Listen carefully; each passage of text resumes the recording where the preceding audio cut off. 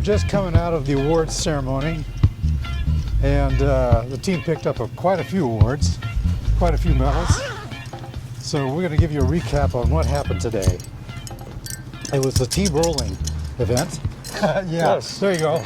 Dubside has 3 medals here, and that's all the jingling you're hearing. So how did things go today?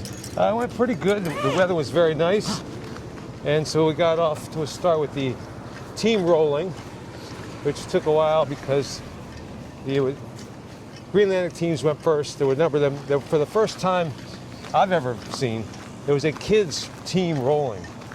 I think that was they were all under 14, which was amazing to see. And we'll have to get the exact scores later, but that was impressive.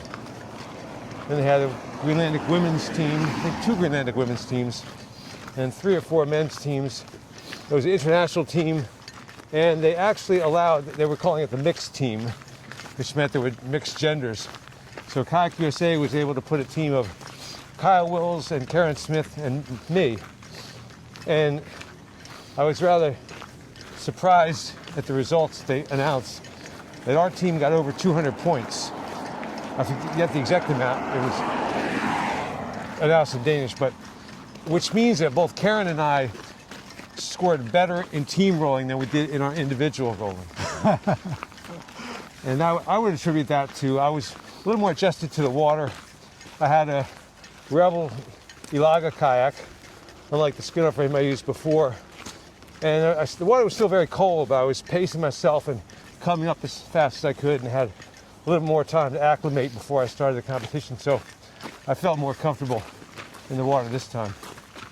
And we all 3 of us actually tried the walrus pull, which I don't think I've ever tried a walrus pull in competition before. I was not successful. Oh, really? Yeah.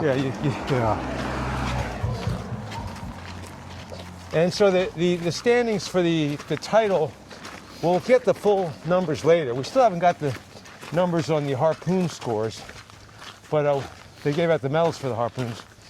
And I don't think there's any change in Signe Tobiasen being first for the men and Ivinguak and Olsen being first for the women. But we still have 2 events left, the long distance race and the team relay race. Team rolling doesn't get a lot of emphasis in the United States, as far as I can remember. You have to have your communication between your team members figured out, like which side you're going to roll on. Yeah. What else is important in team rolling? They've said often they would like it to be a good performance, not a teaching moment. You don't do instruction there on the water. Yeah. And I've seen many years ago one person who can roll find somebody else, and they grab a 3rd person who maybe knows the C2C roll but doesn't really understand the Greenland rolls. And they're out there in front of the judges trying to explain to the guy how this and that roll is done. Yeah. And it's really pretty rude to do that. Yeah. So that's discouraged. Yeah. And you can quickly see, who the weak link on the rolling team is. And so I like to have a good tight performance. So tell the person with the weakest skills to set the pace and call out their rolls, and the other guys just follow them. So it all comes together, like a tight performance. Yeah. You got to know which rolls that you're going to attempt and which rolls you're going to skip. Yeah. And of course, they're still called out in Greenlandic. Yeah. Well, I could tell what they were in English to my team. Yeah. Now, didn't Karen count them out in, like, instead of 1, 2, 3? We were trying to count in Greenlandic. Yeah. To tell us, coordinate when we would start. Yeah. So she was saying, "Atasek mashlok bingasut." Yeah. Even though the Greenlanders use Danish for that, "in-tu tree." In-tu tree? In-tu tree is In-tu Danish. tree. Okay. But the Greenlandic is a nice touch. Yeah. That's cool. And the other thing we did today was we had a kaffemik, and it wasn't entirely unsuccessful. I thought it was amazing. Yeah. Well, I was telling Greenlanders about it. Yeah. And they would say, "Oh, whose birthday is it?" Okay. because that's normally a kaffemik is there's some sort of celebration thing. Yeah. And somebody I said, they said, whose birthday is it? I said, well, we got medals. They said, oh, okay. Like getting competition medals would be a good enough reason to have a kaffemik if you didn't have a birthday or anniversary or something else. Yeah. Well, And we had quite the food layout. it was a very nice spread. Kais basically spent all day preparing the food. Yeah. And we had some reindeer sausage and smoked salmon and shrimp and with a roe and little open sandwiches, Yeah. a lot of fruit and biscuits and cookies, coffee and tea. Slices of watermelon. Yeah, watermelon, strawberries, blueberries, beautifully presented. And we had coffee because it was a kaffemik. Yep. And the Swedish team showed up. We had a great time before the award ceremony. We did manage to bring in Inutsiak Olsen from Kayaking USA, who speaks very good English. And I've been talking, the whole team has been talking to him a lot. And I hope we get him to the U.S. at some point in the future. He's a really nice guy. Yeah.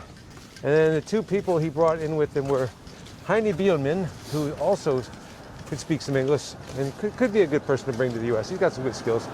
And another fellow, Hans-Peter Jeremiasen, who's been involved for quite some time, speaks a little bit of English. So we had fun hanging out with them. Yeah, they told us all about hunting. Yeah. So tomorrow is the long distance race. And Sherry's going to do that, right? She's all set. I think it'll still be dry. Maybe not as sunny. It was a little cooler today than it was yesterday. But still very sunny. The organizers have been paying attention to the weather, and it's supposed to get windy tomorrow afternoon. So they may switch the schedule and do the children's races first, even though the adults were scheduled to go first. Okay. But they're still looking at the weather. Will let us know before the day is over. Well, I guess that wraps up the recap for today. Why don't we do a little panorama of the city as we walk past? We have Sure. Atlantic Music right over there, so we're walking towards the harbor, the old harbor, and Nuuk Center on the left. And these apartment blocks along here were built decades ago. I think the plan is to tear some of these down. There are a lot more modern buildings going up in Nuuk. And it's a rather pleasant evening. Be sure to check out our Instagram. We're posting every day on that. And we'll probably be posting footage from this event long after we've gone home. Because we have a lot of stuff, a lot of material. So, all right. Thanks for watching the Dubcast with Dubside.